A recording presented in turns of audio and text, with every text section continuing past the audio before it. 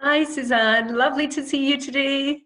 Good morning, Anne. It's great to see you and to know that we have so many folks out there joining us. And just want to welcome you all, those coming back to us today, having joined us last week when we were talking about laughter, and today when we're talking about structure, routine, organising, and just delighted that you can be with us today. If you did miss it last week, and if you happen to miss bits of it today because the kids need you or something happens or you lose connection, you will be able to view it. Last week's is already on the website on Children First, and this week's will be on it within a day or so, so you can tell your friends or just look at it again if anything's interesting. What I was going to say then was it would be lovely if you had, but I think you have all, I've been watching everybody's names coming through. Let us know your name and where you're from today, so that, as Suzanne and I said, we can see the numbers going up, and it's lovely to know the names behind that and the people that are sitting there watching us. It's just fabulous. So my name's Anne, and I work at Children First Parent Line. We're at the helpline. We're open every day of the year to support, advise, and just chat to you. I know that sounds small, the just chatting, but it's amazing how much being able to offload and share either your feelings or the overwhelming nature of what's happening for you can help. And we've worked a lot with kinship carers over the last wee while. For years we've been working with kinship carers, but at the moment, I think for everybody, it's just everything's a bit more difficult at the moment and a bit more worrying. And we've been delighted to try and get these conversations and do them with Suzanne. And, just if that helps, then that's fantastic. What I was going to say was, if you want to contact Parent Line at any time, I'm sitting in front of this lovely banner here, and the number is here, 08000 20 22 33, and our website as well. You can contact us on the phone, and you can contact us also through the website, and you can chat online as well, which some people find really useful because if the kids are around, it's really hard to have a conversation, but we can do it through a chat, an online chat, which can be really useful. So please don't hesitate to get in touch with us. Now I'm going to pass you on to Suzanne now, who's going to tell us more about not only herself, but what we're going to hear today. Good morning, everyone. It's lovely to have you out there. Good morning, Anne. I'm always fascinated to hear how you talk about the importance of listening and what Parent Line tries to offer to parents and grandparents and kinship carers throughout the country. So I'm Suzanne, and I'm really a research scientist. I was at the University of Dundee for about 20 years, where I studied how relationships shape the way that children develop, how they influence their brains and their bodies. And it's about 10 years ago now that I made a kind of what I often describe as a crazy decision to step away from a job with a well-paid salary, and in order to help the public to understand the science. And I often describe it that way because it lets us get really curious. How do we learn what science has told us about the importance of relationships? It turns out that lots of people have no idea that information exists because it sits in in universities. And I wanted the whole of the public to share in that. So I now spend all my time doing exactly this, talking with any person, any organization who wants to know this kind of stuff about the importance of relationships. And I have been delighted that Children First and Parent Line wanted to create this series of conversations to help kinship carers, because you guys will be particularly dealing with children who have quite a lot of anxiety, and trust is a scary thing if you've had chaos in your background. And so helping kinship carers to understand the impact of chaos and how to help with that, I hope is making a difference in lockdown. So I'm delighted to be here, Anne. Thank you. That's great. I mean, what I would say is that it's hard for kinship carers at the moment. I think we've had a lot of conversations with kinship carers about how difficult life is at the moment, and chaos and trust and uncertainty, and therefore lack of structure. I mean, I think this conversation today about lack of structure, the fact that they're not at school, Yep. Gives a huge amount of anxiety in their lives, something that they're used to doing. I know it's now school holiday, but again, that structure of school holiday doesn't seem different from the structure of school that they just had. Yeah. Or the routine, because it's all in the mix. It's all the same. Well, do you know, I know that some families have actually benefited from not having the structure of school, but that's because school will have been scary and pressured for some children. Mm-hmm. So even thinking about that helps us to think more broadly about the question of where does structure in a child's life come from? If you don't have structure and routine so that your life is predictable, so that your day is predictable, then your day becomes scary. And so just understanding more about the power of structure and routine without turning it into a really fixed, really fixed so that there's no flexibility, I think helps people to relax and to look at where they can put more predictability into their life, which is what we're going to talk about today. Yeah, and I think you're absolutely right there, because and what we don't always recognise, Suzanne, is that with this lack of structure, the distressed behaviour that we see in children, and I know a lot of kinship carers have to deal with distressed behaviour, challenging behaviour, sometimes it's called. Yep. But children that are really not coping. So, it's lovely that we can look at structure and routine and how that might help.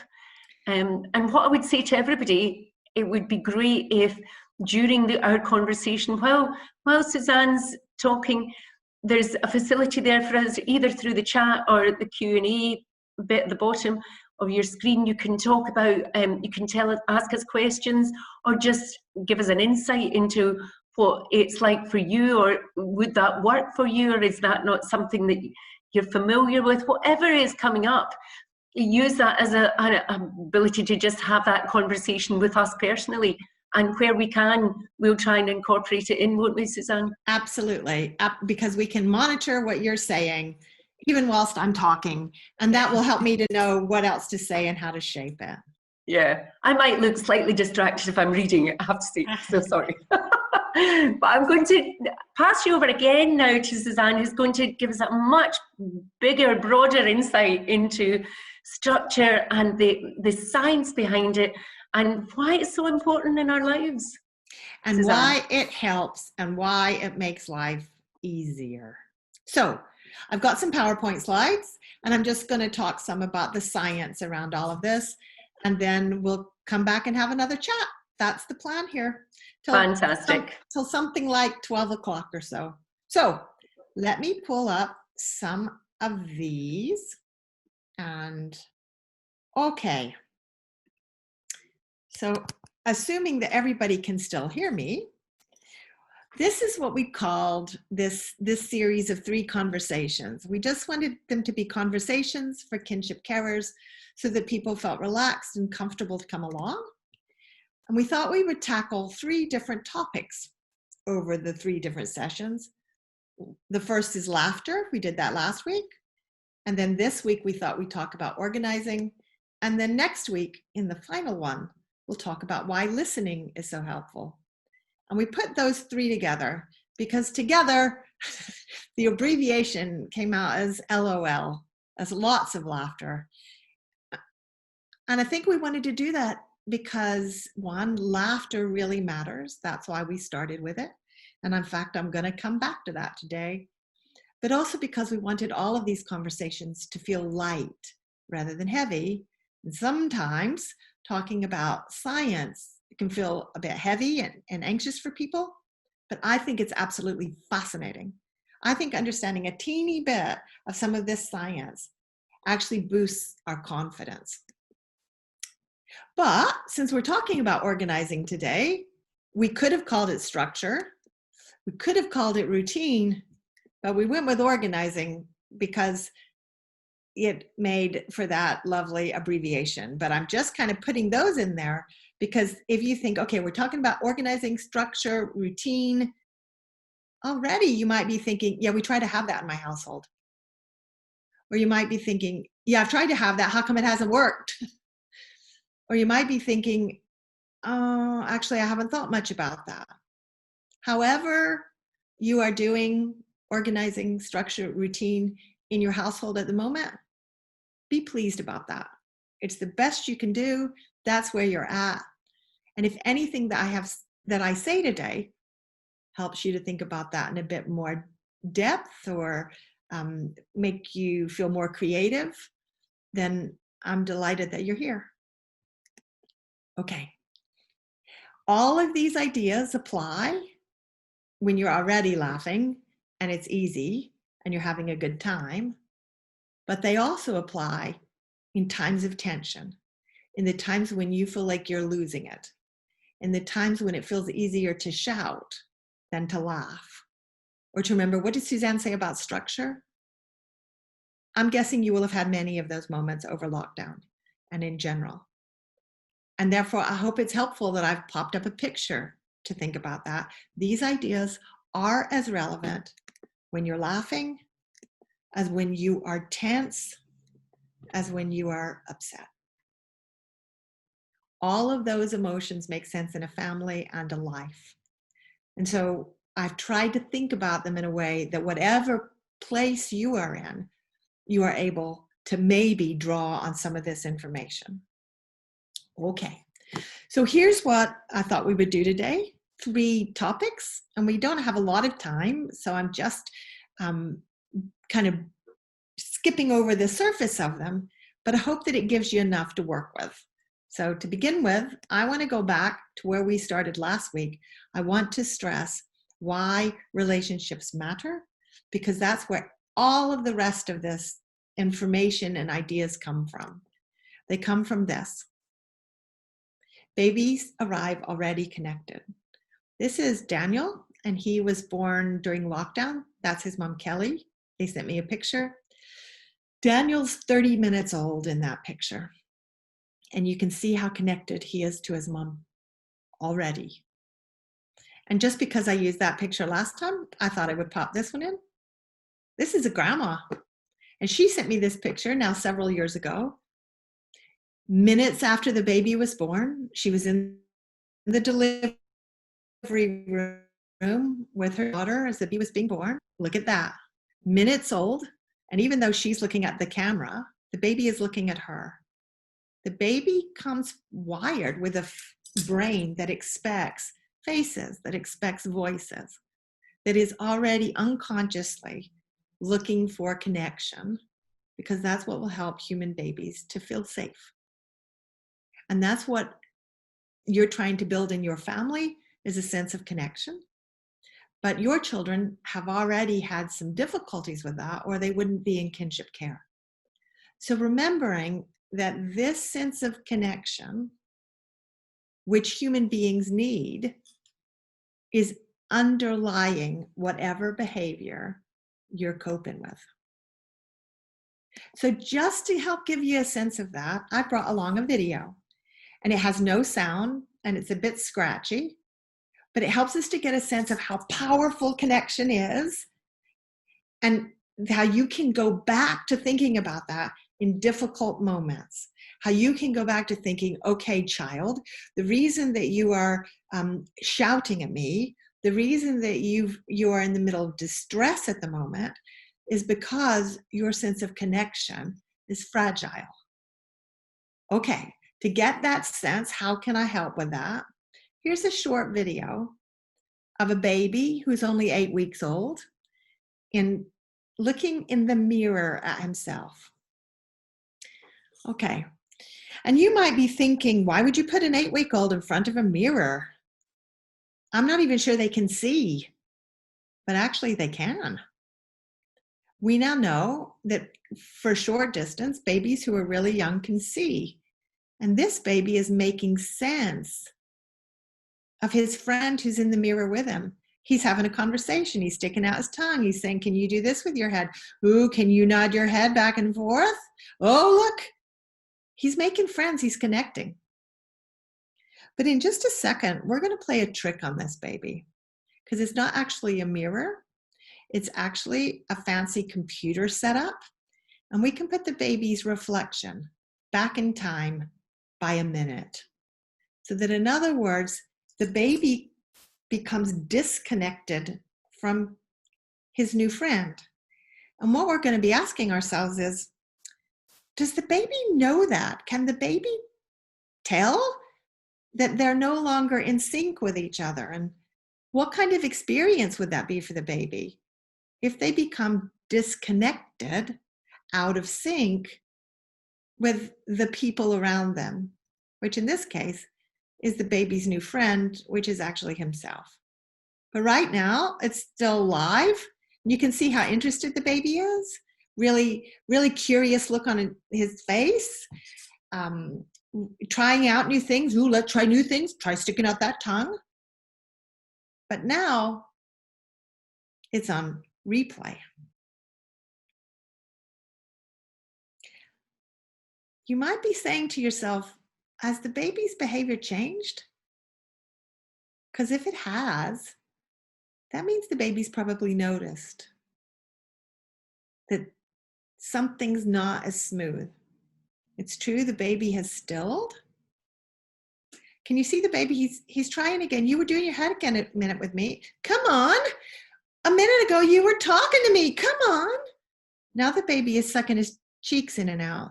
That's a sign of anxiety. He's working really hard to get back in sync, and now he looks down. He never looked down in the previous clip.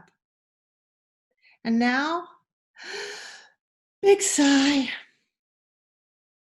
The baby has feelings about the disconnection between himself and somebody else. And I think it's just remarkable that an 8-week-old baby's brain is making sense of the world around him in this way. So in just a second, we're going to play one more trick on the baby.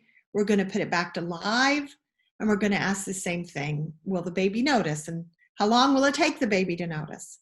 And there it is now. The baby's back to live, and that baby is smiling. Smiling really big. I hope maybe in your houses that you're laughing, but also that you think this is kind of wondrous, that an 8-week-old baby should be able to tell within seconds the sense of connection between himself and somebody else. This baby is very forgiving.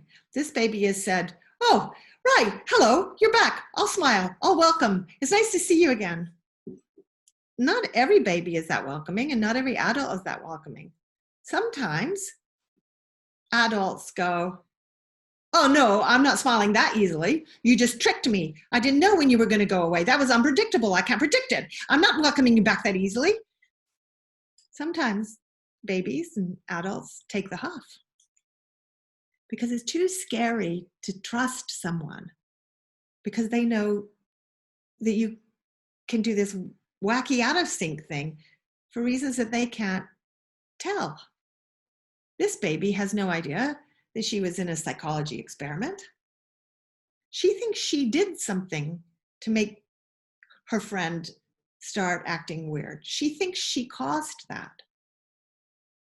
And if that happens enough for her, her brain will become wired to think that relationships, interactions with other people are unpredictable and therefore scary. So I hope that just showing you a really simple video like this helps us to start to realize how in tune human beings are for connection and disconnection, and that it starts to shape how they develop. Because that is underpinning the behavior of your children. Every single behavior has a meaning. It's underpinned by a biological state. It's underpinned by the way your brain is reading things and the way your body is reacting. And I think of those as saber-toothed tiger and teddy bear moments. Like, what language can we use to help us to get that? Okay, saber-toothed tiger moments are all the ones that are scary, uncomfortable, unpredictable, anger, fear, sadness, irritation, overwhelm. They create a stress state in your body.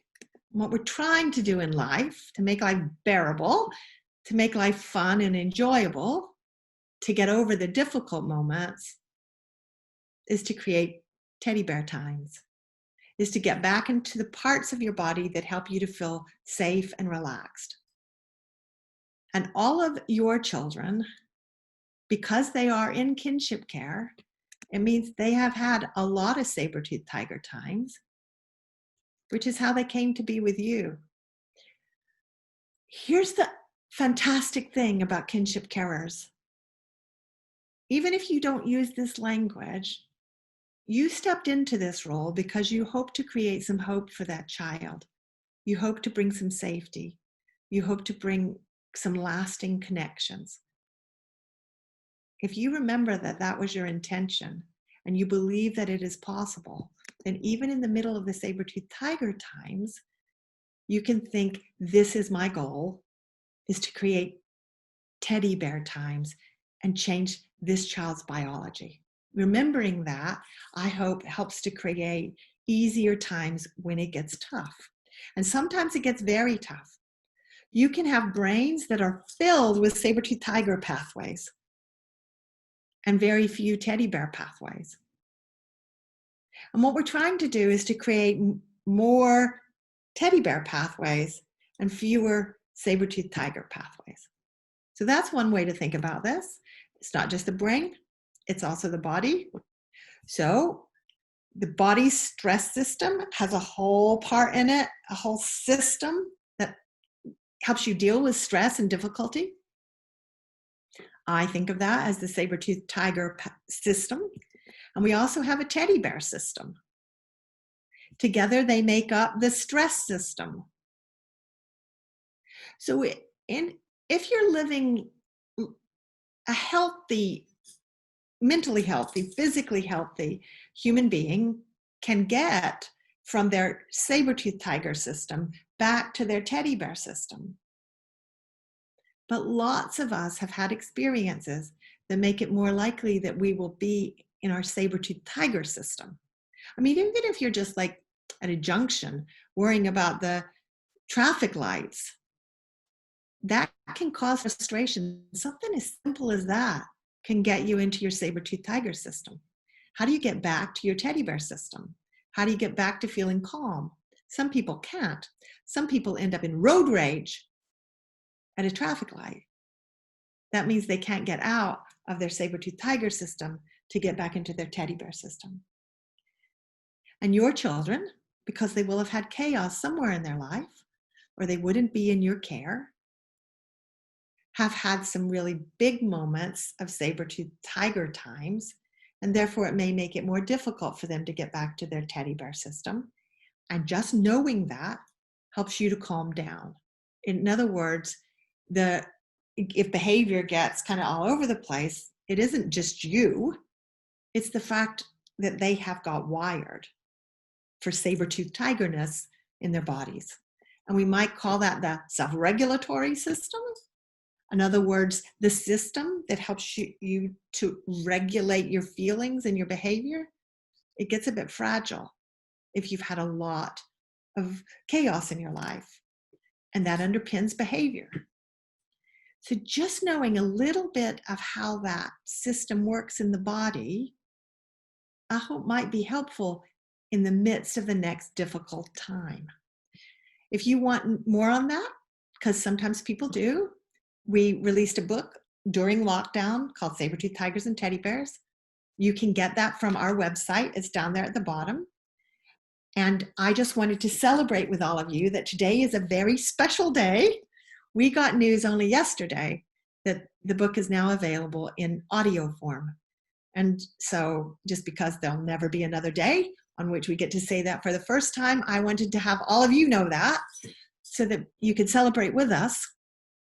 You, obviously, if you're into audiobooks, you can get that now.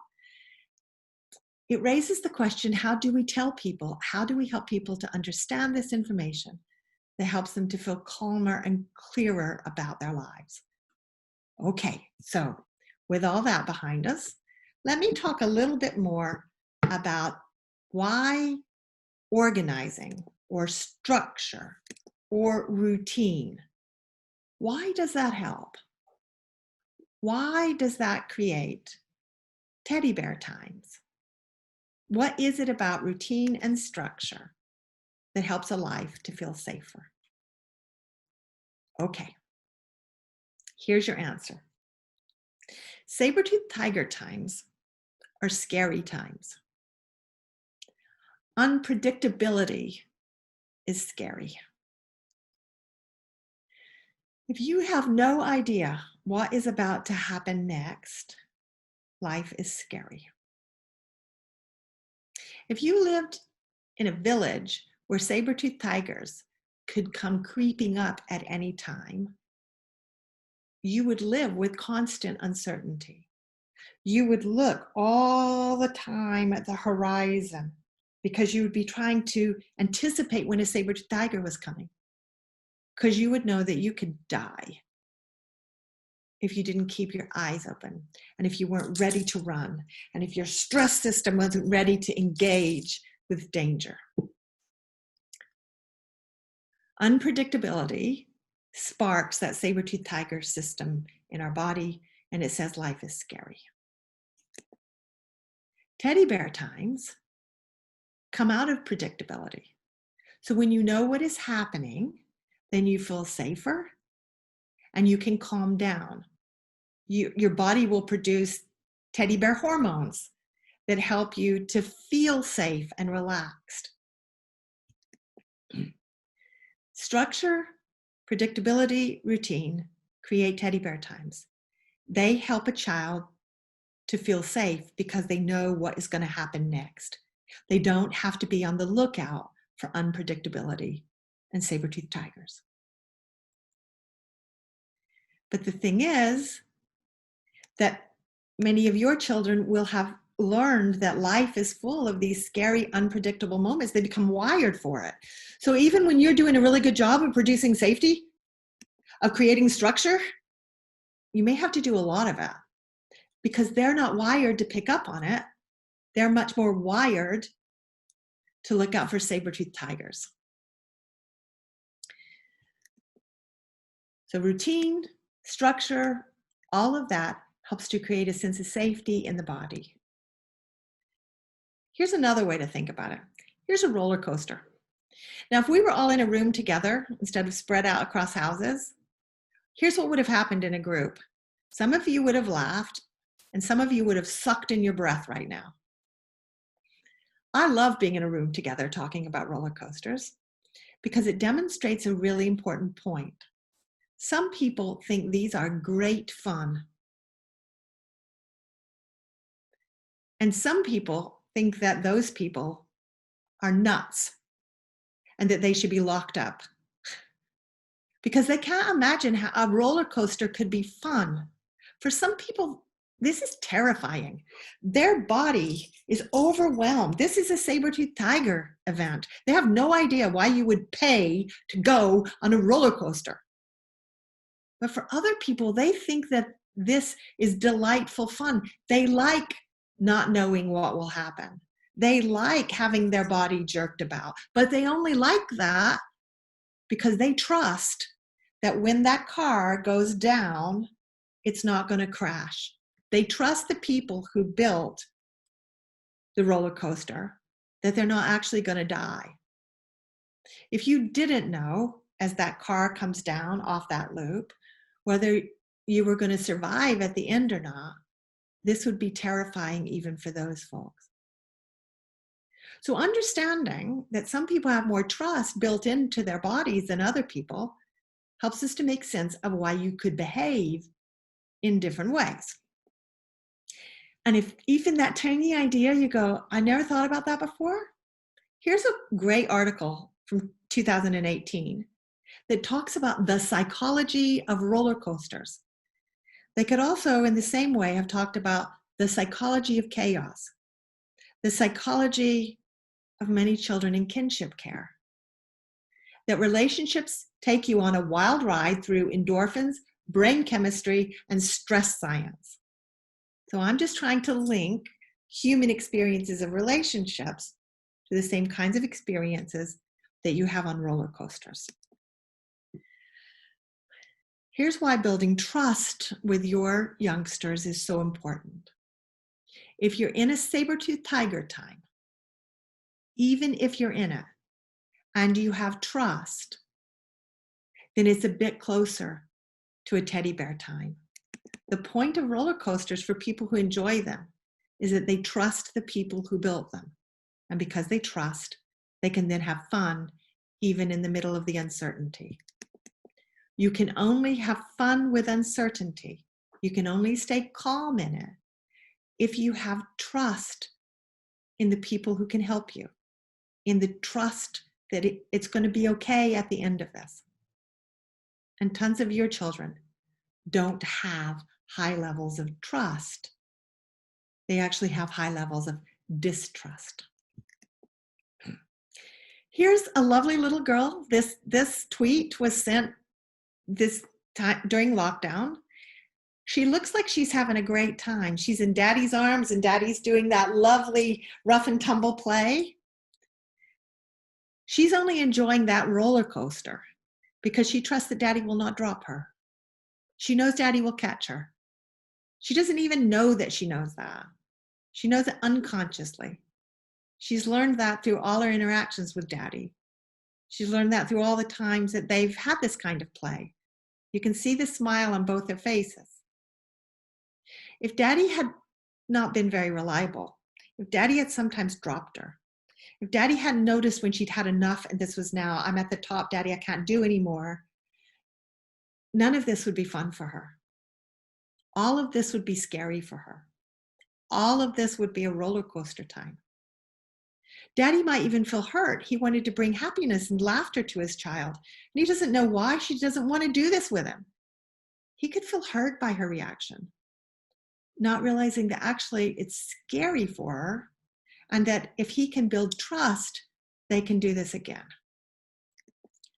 So trust is like a bridge, okay? So you've got a scared person, a scared child on one side of it, and then the other side is uncertainty. Uncertainty is always scary if you don't have enough trust. And there's lots of uncertainty in life. You can't get rid of uncertainty in life. Life is full of it. You cannot get up in the morning without tackling lots of saber-toothed tiger times. But the difficulty becomes when trust is more like a roller coaster and it's all over the place. What can we do to build trust into a bridge? That's what I think this series is about. Here's the thing, if you don't have enough trust to get you over that bridge, then what happens is that the saber-toothed tigers come across the bridge to get you. So if sitting down at the dinner table is scary for you because people used to shout, then every time you get near the dinner table, the saber-toothed tigers come for you. If bedtime used to be scary for you, then every time you go into your bedroom, the saber-toothed tigers come for you. If going to school, you don't understand why you're going down a new street or why you don't get to go to school anymore, the saber-toothed tigers come for you.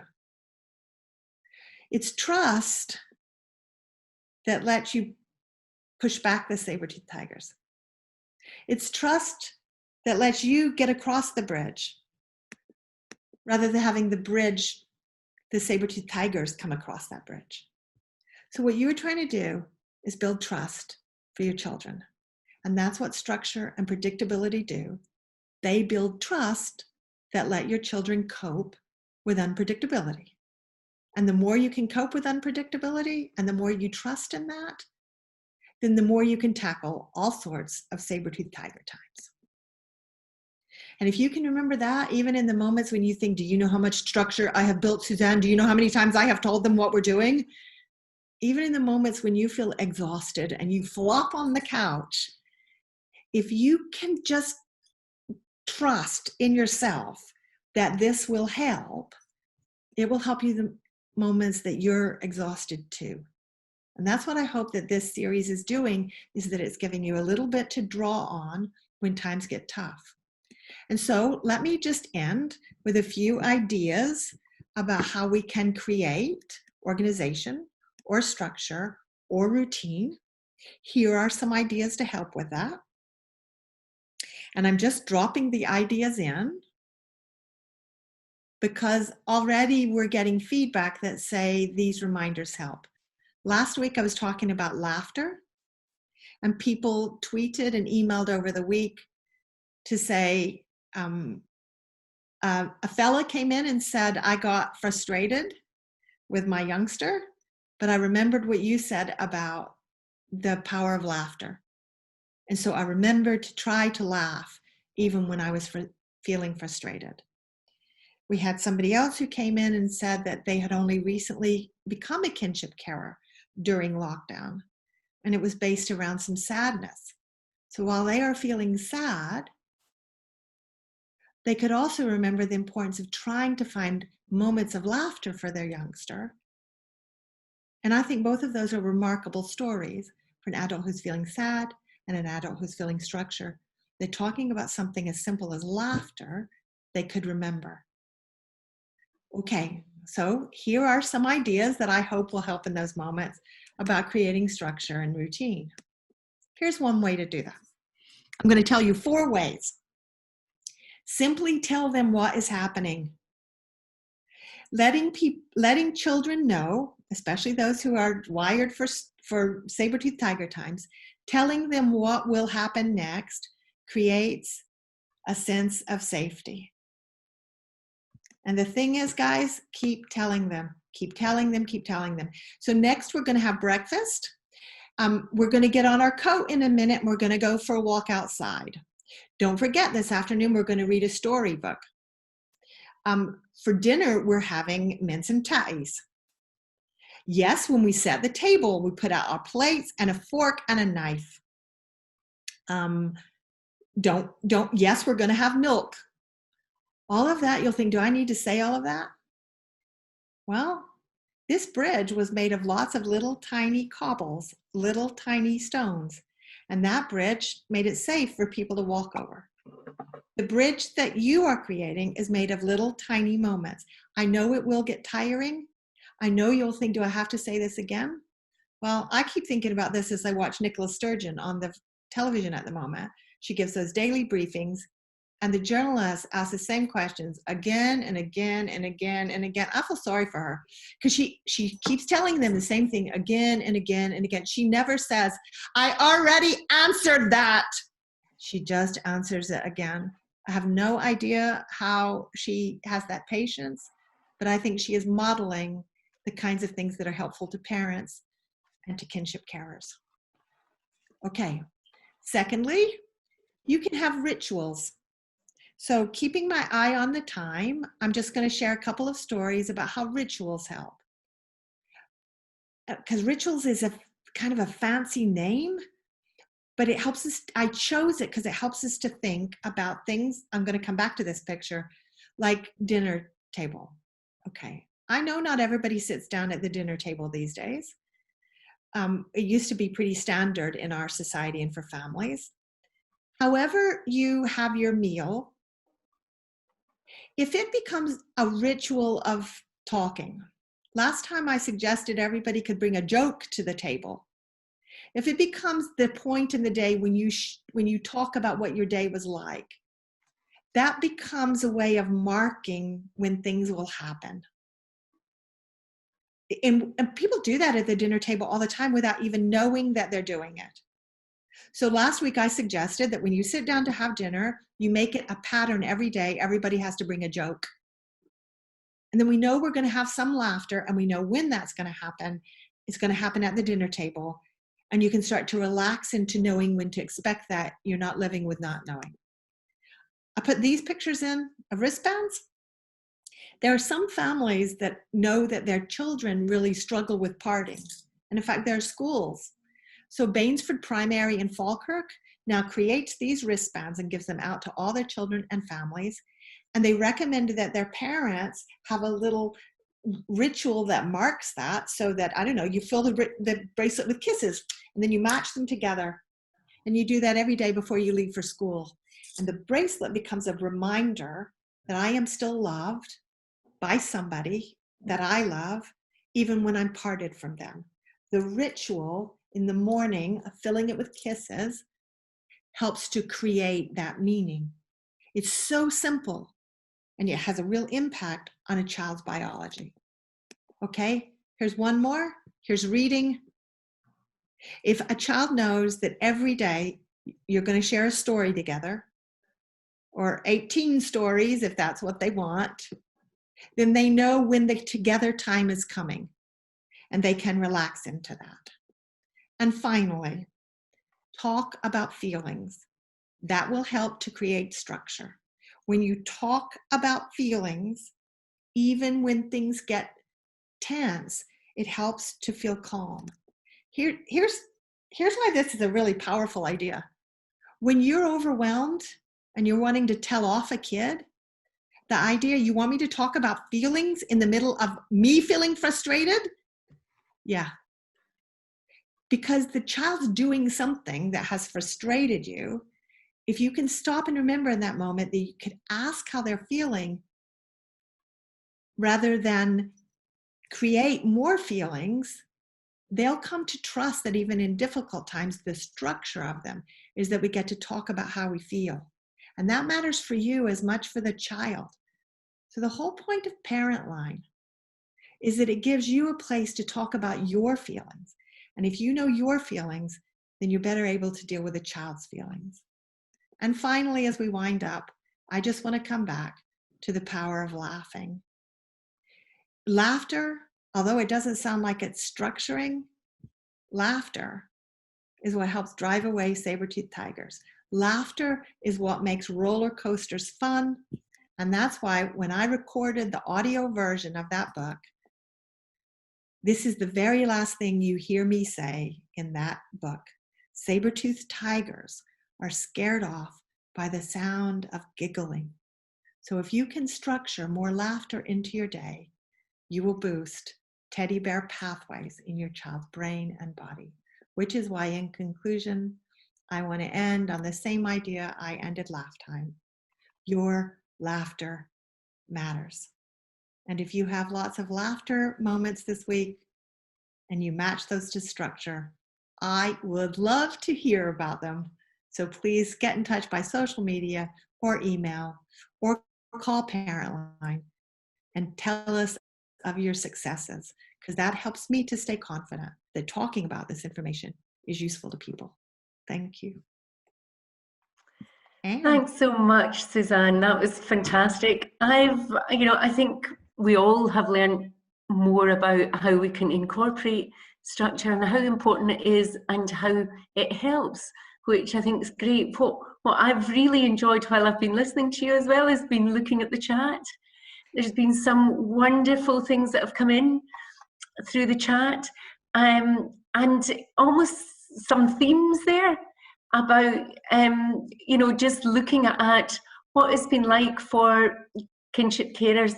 There's an overwhelming feeling out there, I think, that there's been a lot of saber-toothed tiger moments for the adults, and I'm very, very aware that it's very hard, and we talk to kinship carers and parents a lot, that it's very hard to bring structure when you feel your own life is so unpredictable. Yep. That is hard, Suzanne. Do you know that and even the way sometimes the child has come into your life, it was, in a moment, your life changed. And therefore, sometimes very difficult to trust what life has ahead of you. And once you aren't trusting, and it makes total sense that trust would be hard, once you are not trusting, your biology is stepping into that, which is why at every single one of these sessions, I have started by talking a bit about that biology so that we understand, okay, part of the reason I feel this way is that my body has got in on the act. And if I can do things to help put me back into a teddy bear place, I will be helping myself. So here's an example for me. Over lockdown, I developed a habit, which I will now keep. The very first tweet I send in the morning is a tweet of gratitude, right? And that might be, it's sunny today. It might be, I saw flowers yesterday. It might be, oh, thank goodness I've got milk in. But what it has helped to do is it has given me a structure that I focus on something that's going well in my life, because like lots of people, I found lockdown difficult. And it's a really teeny thing, but now I'm looking for things to feel gratitude about, because I know I need to say that first thing in the morning. Any family could do that. That when you can make a structure out of, good morning. The thing I'm grateful for this morning is that you are smiling, is that you have got yourself all dressed. The thing I'm grateful for this morning is that we've got water. The thing I'm grateful for this morning is we've got cereal in the house and we don't have to go out first thing to get it. And so it just becomes a ritual of what you're going to look for in the day. And I'm trying to give little teeny examples here because kinship carers, all of you have difficult lives for exactly the reasons you just said, Anne. I think that's very true. I think it's very, very difficult for people to find sometimes those moments, and in the chaos of the child who's crying. And another of the kinship carers there mentioned through a loss she has, so it's a great loss for probably both her and the child, and now she's trying to cope with that, but the child is pulling back, and it sounds as if there's possibly, obviously the child is grieving as well and missing the parent, but there is also a huge amount of loss there and lack of trust that, can she trust that grandmother is going to be there for her? And mother and grandmother has also had this loss as well. So they're trying to get through this together. And that's so, so hard. And that's why the things that I talked about, they sound so simple. And sometimes I worry that people will think these things are too simple for really big feelings and big events. And yet they aren't. If you can put into words, I feel sad, I miss your mommy. And you can help a child to say, I miss mommy. Naming it, there's a lot of science that naming what you're feeling produces hormones that calm the body, simply having a name. And if we were here all day, I'd have talked more about that science. So being able to name it matters. Having a ritual helps. So talking to mommy's picture first thing every morning. Although I know it can feel sad, the feelings are still there. And if you squash them, all that happens is you're not in touch with them. That's why the rituals around loss are as important around the rituals around joy. And part of the difficulty in lockdown has been that for family members who have lost somebody, we haven't been able to have the rituals like funerals that would have helped people. So if for the family that's out there that has lost someone, rituals will help. Just develop things that let you talk and feel the grieving. And I think for this grandmother that's there, I think it's really important as well for her that she has somewhere to share this. And I would really absolutely encourage and urge her to give us a phone at Parent Line, even if you wanted to, just on the panelist bit.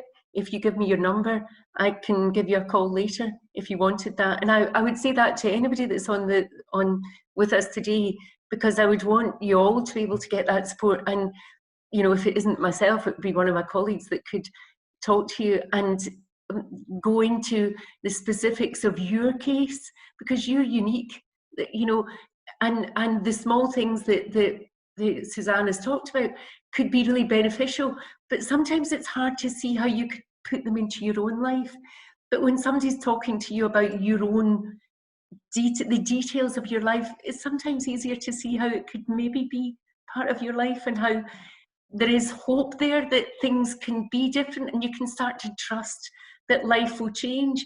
And also, actually, Suzanne, there's been lovely messages as well about how structure and routine has helped people's lives and helped their children's lives. So fantastic that people are sharing those things, and everybody's incredibly supportive of each other.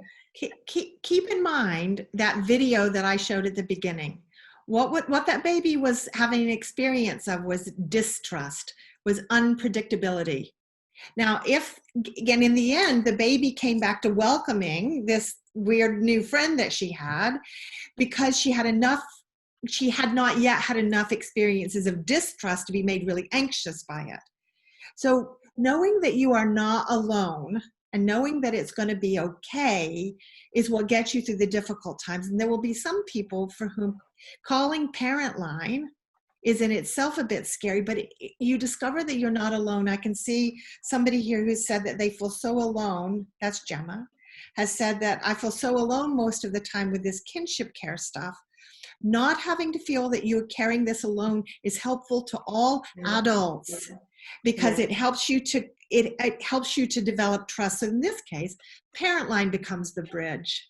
And it's why I have been so keen to do this series with you guys this summer, is because it helps to reach people who are really struggling during general life and now in lockdown. I think you're absolutely right. And I think looking at everybody's messages, it's really struck a chord with everybody. And the knowing that there's somebody out there that they can talk to and share their feelings. And, you know, you absolutely said it right. If you can name that feeling for a child, the benefits of it are huge, because often, and it was interesting you said earlier, ask them how they're feeling, and often children say, I don't know. And that's exactly right. They don't know. So then if you can come back and say things like, I wonder if you're feeling scared. I wonder if you're feeling anxious. The thing is, children don't acquire words for how they're feeling unless we give them to them. Exactly. And that adds to the distressed behavior that makes your lives nuts. Yeah. And so if we can help them to start to know what they're feeling, but we can only do that if we're remembering that in the moment of when we're feeling stressed. And let me say one other thing here. I'm looking at the chat. Someone's just said he's been with us since he's 2.5 and he still hates being upstairs alone. Yeah. Okay. You could use that bracelet idea about going upstairs alone, right? So I told it about going off to school, but you could use it in all sorts of things. If a child is scared of a bath, find ways to help make a bath safe. Give them a bath bracelet.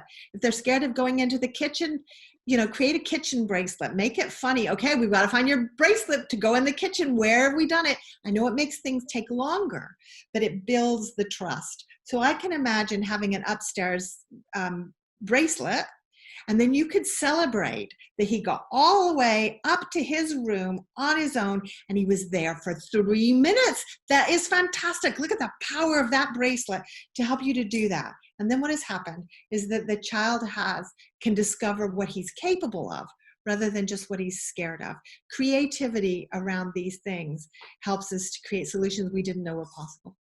And I think at the same time there, Suzanne, you're naming the feeling that he's got, you're acknowledging it and validating it, so he doesn't feel that that's wrong and he can't share it, but you're also giving him hope and telling him, I'm here with you all the time, which he really needs to know, which is why he's scared, because he wonders, if you go away, will you come back? And it's dark, I don't know, I can't see you.